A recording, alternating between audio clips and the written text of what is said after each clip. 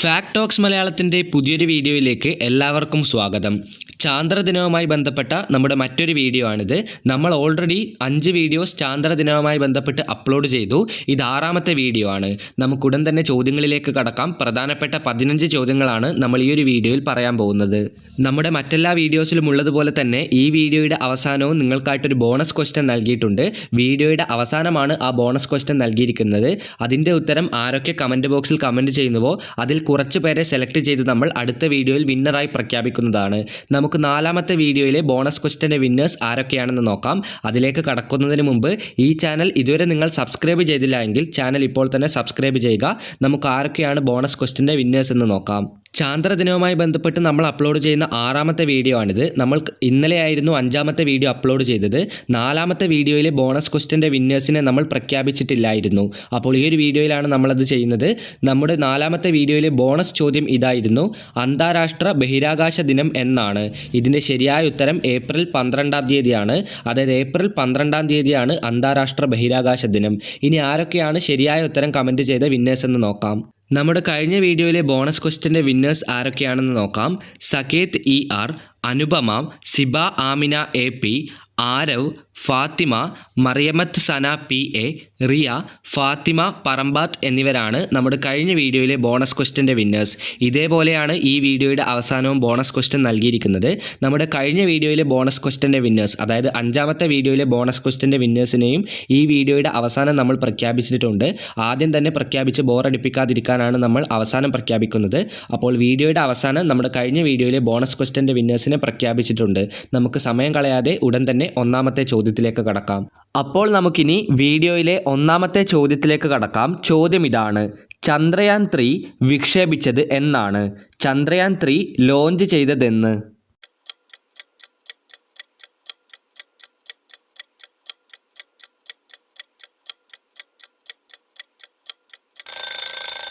ചന്ദ്രയാൻ 3 വിക്ഷേപിച്ച തീയതി 2023 ജൂലൈ 14-ാം തീയതിയാണ്. ഓർത്ത് വെക്കുക, ചന്ദ്രയാൻ 3 ലോഞ്ച് ചെയ്തത് 2023 ജൂലൈ 14-ാം തീയതി. 2ാമത്തെ ചോദ്യത്തിലേക്ക് കടക്കാം. ചന്ദ്രയാൻ 3 ചന്ദ്രനിൽ ഇറങ്ങിയത് എപ്പോഴാണ്?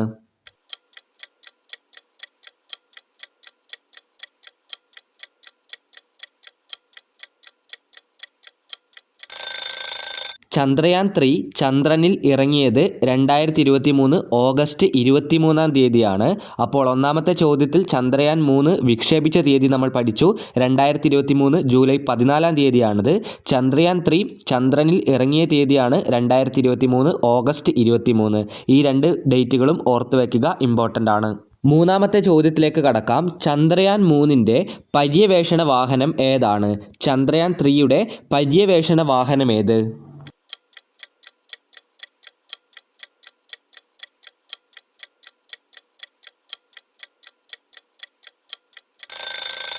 ചന്ദ്രയാൻ 3-ൻ്റെ പര്യവേഷണ വാഹനമാണ് ഇസ്രായുടെ GSLV മാർക്ക് 3. 3ാമത്തെ ചോദ്യത്തിൻ്റെ ഉത്തരം ഇസ്രായുടെ GSLV മാർക്ക് 3. വീഡിയോയിലെ 4ാമത്തെ ചോദ്യത്തിലേക്ക് കടക്കാം. ചന്ദ്രയാൻ 3 സോഫ്റ്റ് ലാൻഡിംഗ് നടത്തിയ സ്ഥലത്തിൻ്റെ പേരെന്താണ്? ചന്ദ്രയാൻ 3 ചന്ദ്രനിൽ സോഫ്റ്റ് ലാൻഡിംഗ് നടത്തിയ സ്ഥലം ഇപ്പോൾ ഏത് പേരിലാണ് അറിയപ്പെടുന്നത്?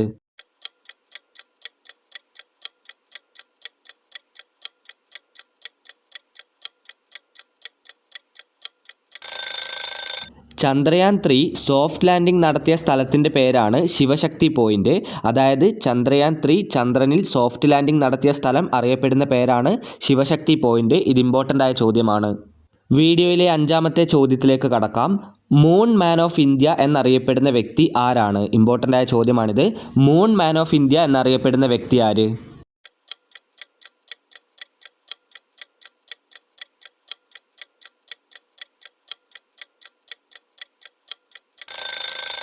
മൂൺ മാൻ ഓഫ് ഇന്ത്യ എന്ന പേരിൽ അറിയപ്പെടുന്ന വ്യക്തി മറ്റാരും തന്നെയല്ല, മയിൽസ്വാമി അണ്ണാദുരൈയാണ്. നമ്മൾ കുറേ പ്രാവശ്യം ചാന്ദ്രദിനവുമായി ബന്ധപ്പെട്ട ക്വിസിൽ ഈ ഒരു പേര് കേട്ട് കഴിഞ്ഞു.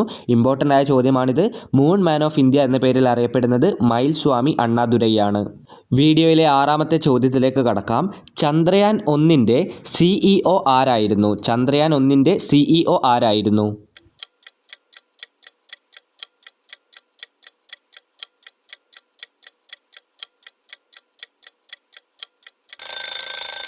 ചന്ദ്രയാൻ 1-ന്റെ CEO ഡോക്ടർ ജി മാധവൻ നായരായിരുന്നു. 6-ാമത്തെ ചോദ്യത്തിൻ്റെ ഉത്തരം ഡോക്ടർ ജി മാധവൻ നായർ. 7-ാമത്തെ ചോദ്യത്തിലേക്ക് കടക്കാം. ചന്ദ്രയാൻ 1-ന്റെ പ്രധാന കണ്ടുപിടുത്തം എന്തായിരുന്നു? ചന്ദ്രയാൻ 1-ന്റെ പ്രധാന കണ്ടുപിടുത്തം എന്ത്?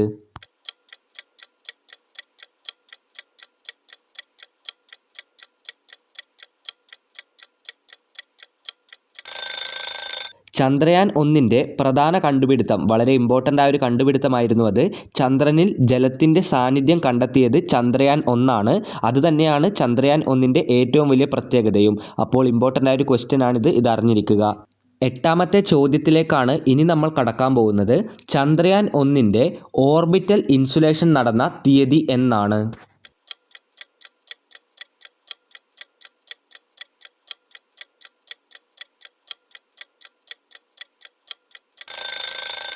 ചന്ദ്രയാൻ 1-ന്റെ ഓർബിറ്റൽ ഇൻസുലേഷൻ നടന്ന തീയതി 2008 നവംബർ 8 ഇതോടൊപ്പം ചന്ദ്രയാൻ 1-ന്റെ ലോഞ്ച് ചെയ്ത തീയതി കൂടി ഓർമ്മിപ്പിക്കുകയാണ്. 2008 ഒക്ടോബർ 22 ചന്ദ്രയാൻ 1 വിക്ഷേപിച്ചത്. ഇപ്പോൾ തൊട്ട് മുമ്പ് നമ്മൾ പറഞ്ഞതാണ് ഓർബിറ്റൽ ഇൻസുലേഷൻ. കുറച്ച് കുട്ടികൾക്കെങ്കിലും എന്താണ് ഓർബിറ്റൽ ഇൻസുലേഷൻ എന്നറിയാൻ താല്പര്യമുണ്ടാവും. അവർക്ക് വേണ്ടിയാണ് പറയുന്നത്. നമുക്കറിയാവുന്നതുപോലെ തന്നെ ഈ ചന്ദ്രയാൻ 1, ചന്ദ്രയാൻ 2, ചന്ദ്രയാൻ 3 എന്നതൊക്കെ ഒരു സ്പേസ് ക്രാഫ്റ്റാണ്. നമ്മൾ ചന്ദ്രനിലേക്ക് അയക്കുന്ന ഒരു സ്പേസ് ക്രാഫ്റ്റാണ് ഇവയെല്ലാം. ഇതുപോലുള്ള സ്പേസ് ക്രാഫ്റ്റുകൾക്കാണ് ഈ ഒരു ഓർബിറ്റൽ ഇൻസുലേഷൻ ചെയ്തു വരുന്നത്. ഓർബിറ്റൽ ഇൻസുലേഷൻ എന്നാൽ നമ്മുടെ ഭൂമിയുടെ ഓർബിറ്റ് അഥവാ അറ്റ്മോസ്ഫിയർ വിട്ട് ഈ സ്പേസ് ക്രാഫ്റ്റുകൾ സ്പേസിലേക്ക് പോകുമ്പോൾ അവിടെ ഉണ്ടാകുന്ന എക്സ്ട്രീമായ ടെമ്പറേച്ചർ ഡിഫറൻസ് അഥവാ താപനില വ്യത്യാസവും അതുപോലെ തന്നെ ബഹിരാകാശത്തെ ഹാർഷായ എൻവിറോൺമെൻറ്റിൽ നിന്നും പ്രൊട്ടക്ഷൻ ലഭിക്കുവാൻ വേണ്ടി നമ്മൾ ചെയ്യുന്ന പ്രോസസ്സാണ് ഓർബിറ്റൽ ഇൻസുലേഷൻ. ഓർബിറ്റൽ ഇൻസുലേഷൻ എന്താണെന്ന് എല്ലാവർക്കും മനസ്സിലായി എന്ന് വിചാരിക്കുന്നു. അപ്പോൾ ചന്ദ്രയാൻ 1-ന് ഓർബിറ്റൽ ഇൻസുലേഷൻ നടന്ന തീയതിയാണ് നമ്മളിപ്പോൾ പറഞ്ഞത്. 2008 നവംബർ 8 ഓർത്ത് വയ്ക്കുക. വീഡിയോയിലെ 9-ാമത്തെ ചോദ്യത്തിലേക്ക് കടക്കാം. ചന്ദ്രയാൻ പ്രോഗ്രാമിൻ്റെ മറ്റൊരു പേരെന്താണ്?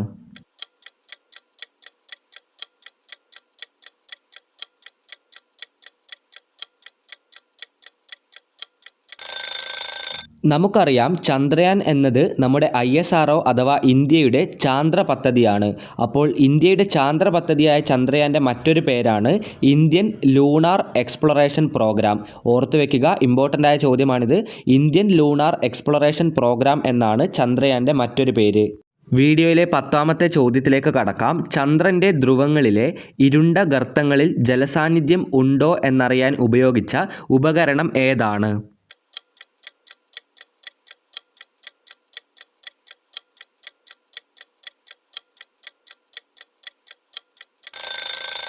ചന്ദ്രൻ്റെ ധ്രുവങ്ങളിലെ ഇരുണ്ട ഗർത്തങ്ങളിൽ ജലസാന്നിധ്യം ഉണ്ടോ എന്നറിയാൻ ഉപയോഗിച്ച ഉപകരണത്തിൻ്റെ പേരാണ് മിനിയേച്ചർ സിന്തറ്റിക് അപ്പർച്ചർ റഡാർ. 10-ാമത്തെ ചോദ്യത്തിൻ്റെ ഉത്തരം മിനിയേച്ചർ സിന്തറ്റിക് അപ്പർച്ചർ റഡാർ. അടുത്ത ചോദ്യത്തിലേക്ക് കടക്കുന്നതിന് മുമ്പ് ഈ ഒരു ചാനൽ ഇതുവരെ സബ്സ്ക്രൈബ് ചെയ്തില്ല എങ്കിൽ ഇപ്പോൾ തന്നെ സബ്സ്ക്രൈബ് ചെയ്യുക.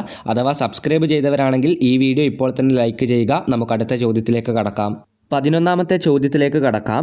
ചന്ദ്രൻ്റെ പ്രതലത്തിലെ ധാതുഘടന കണ്ടെത്താൻ വേണ്ടി ഉപയോഗിച്ച പേടകത്തിലെ ഉപകരണം ഏതാണ്?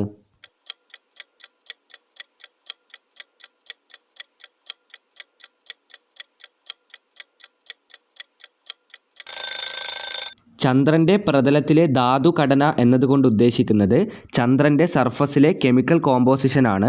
അപ്പോൾ അത് കണ്ടെത്താൻ വേണ്ടി ഉപയോഗിച്ച പേടകത്തിലെ ഉപകരണത്തിൻ്റെ പേരാണ് മൂൺ മിനറോളജി മാപ്പർ. 11-ാമത്തെ ചോദ്യത്തിൻ്റെ ഉത്തരം മൂൺ മിനറോളജി മാപ്പർ. 12-ാമത്തെ ചോദ്യത്തിലേക്കാണ് ഇനി കടക്കുന്നത്. ചന്ദ്രയാൻ 1-ന്റെ പ്രധാന ഭാഗത്തിൻ്റെ പേരെന്ത്? ചന്ദ്രയാൻ 1-ന്റെ പ്രധാന ഭാഗത്തിൻ്റെ പേരെന്ത്?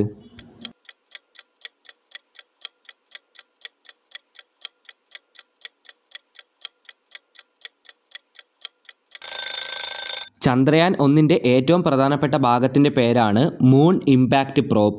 12-ാമത്തെ ചോദ്യത്തിൻ്റെ ഉത്തരം മൂൺ ഇമ്പാക്റ്റ് പ്രോബ്. 13-ാമത്തെ ചോദ്യത്തിലേക്ക് കടക്കാം. ചന്ദ്രയാത്ര എന്ന ആശയം ഇന്ത്യൻ ശാസ്ത്രജ്ഞന്മാർ മുന്നോട്ട് വയ്ക്കുമ്പോൾ ആരായിരുന്നു ISRO ചെയർമാൻ?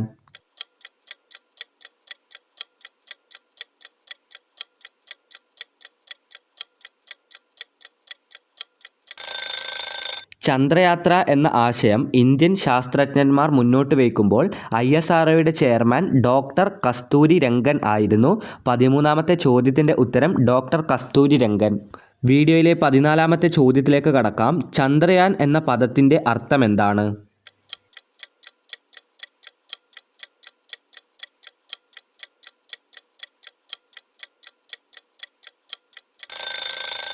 ചന്ദ്രയാൻ എന്താണെന്ന് നമുക്കെല്ലാവർക്കും അറിയാം. ഇന്ത്യയുടെ അഥവാ ISROയുടെ ചാന്ദ്ര പദ്ധതിയാണ് ചന്ദ്രയാൻ. ചന്ദ്രയാൻ എന്ന വാക്കിൻ്റെ അർത്ഥമെന്ന് പറയുന്നത് ചന്ദ്രവാഹനം എന്നാണ്. ഉത്തരം ചന്ദ്രവാഹനം. അടുത്ത ചോദ്യത്തിലേക്ക് കടക്കുന്നതിന് മുമ്പ് നമ്മുടെ ചാനലിൻ്റെ വാട്സപ്പ് ഗ്രൂപ്പിനെ പരിചയപ്പെടുത്തുകയാണ്. നമ്മുടെ വാട്സപ്പ് ഗ്രൂപ്പിൽ ജോയിൻ ചെയ്യുകയാണെങ്കിൽ നമ്മൾ അപ്ലോഡ് ചെയ്യുന്ന എല്ലാ ക്വിസ് വീഡിയോസിൻ്റെയും PDF നിങ്ങൾക്ക് ലഭിക്കുന്നതാണ്. അപ്പോൾ ഈ ചോദ്യങ്ങളും ഉത്തരങ്ങളും നിങ്ങൾക്ക് PDF രൂപത്തിൽ പഠിക്കുവാൻ വേണമെങ്കിൽ നമ്മുടെ വാട്സപ്പ് ഗ്രൂപ്പിൽ ജോയിൻ ചെയ്യുക. ലിങ്ക് താഴെ ഡിസ്ക്രിപ്ഷൻ ബോക്സിൽ നൽകിയിട്ടുണ്ട്. ഇനി നമുക്ക് ഈ വീഡിയോയിലെ അവസാനത്തെ ചോദ്യത്തിലേക്ക് കടക്കാം. ഇത് കഴിഞ്ഞാലുടൻ ബോണസ് ക്വസ്റ്റ്യനാണ് പറയാൻ പോകുന്നത്. ചന്ദ്രയാൻ 1ൻ്റെ പ്രവർത്തന കാലാവധി എത്രയായിരുന്നു? ഇതാണ് 15ാമത്തെ ചോദ്യം.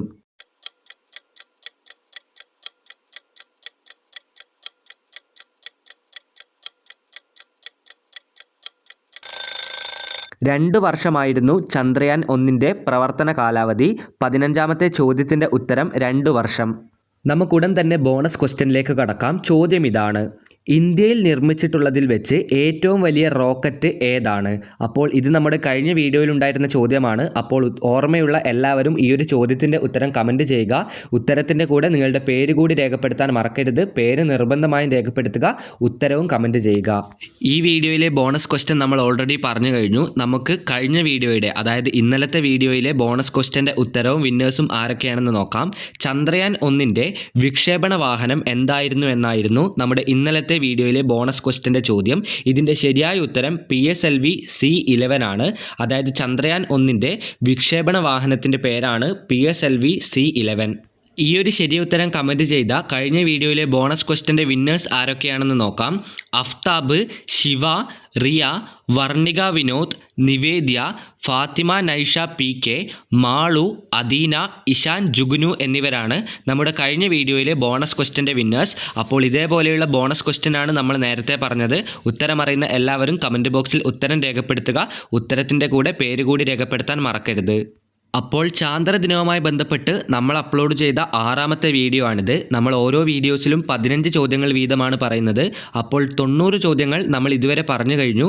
എല്ലാ വീഡിയോസിലും പറയുന്ന ചോദ്യങ്ങൾ അന്നന്ന് തന്നെ, അതായത് ആ വീഡിയോ എന്നാണോ അപ്ലോഡ് ചെയ്യുന്നത് അന്നന്ന് തന്നെ നിങ്ങൾ പഠിക്കുക. അപ്പോൾ ചാന്ദ്രദിനവുമാകുമ്പോഴേക്കും നിങ്ങൾ ഉറപ്പായും കുറേ ചോദ്യങ്ങൾ പഠിച്ചിട്ടുണ്ടാവും. നിങ്ങൾക്ക് ക്വിസിൽ നല്ലൊരു മാർക്ക് ഉറപ്പായിട്ട് സ്കോർ ചെയ്യാൻ സാധിക്കുന്നതുമായിരിക്കും.